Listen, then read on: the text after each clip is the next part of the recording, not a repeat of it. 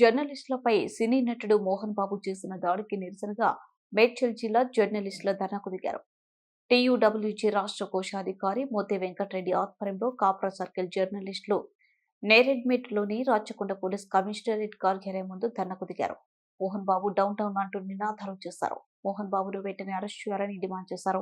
ఈ మేరకు సిపి సుధీర్ బాబును కలిసి TV nine reporter Ranjith, TV five reporter, ఇతర జర్నలిస్టులపై దాడికి పాల్పడిన మోహన్ బాబుపై కఠిన చర్యలు తీసుకోవాలని విజ్ఞప్తి చేశారు.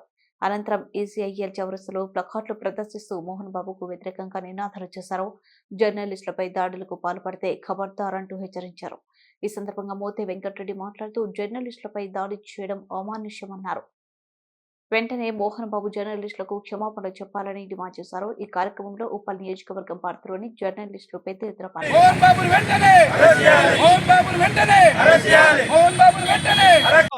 పెద్ద మనిషిగా చలామణి అవుతున్న మోహన్ బాబు నీ విచక్షణ కోల్పోయి జర్నలిస్టులపై దాడి చేయడము నీచమైన చర్యగా మేము టీయూడబ్ల్యూజీ తరఫున ఖండిస్తున్నాము. నీవు చేసిన ఏదైతే నిన్నటి చర్య ఉందో దానికి నువ్వు సిగ్గుపడాలి. ఎందుకంటే ఒక జర్నలిస్టులు నీకు మొదటి నుంచి నీ సినీ పరిశ్రమ కానీ రాజకీయంగా కానీ నీ ఎదుగుదలకు తోడ్పడిన జర్నలిస్టులనే నువ్వు విచక్షణ మరిచి నువ్వు అలా దాడి చేయడం అంటే నిజంగా నీవు ఏ రకంగా నువ్వు విచక్షణ కోల్పోయావో నీకు అర్థమవుతుందా మోహన్ బాబు గారు? నిజంగా నువ్వు ఇప్పటికైనా తెలివి తెచ్చుకోవాలని చెప్పేసి మేము జర్నలిస్టులను డిమాండ్ చేస్తున్నాము.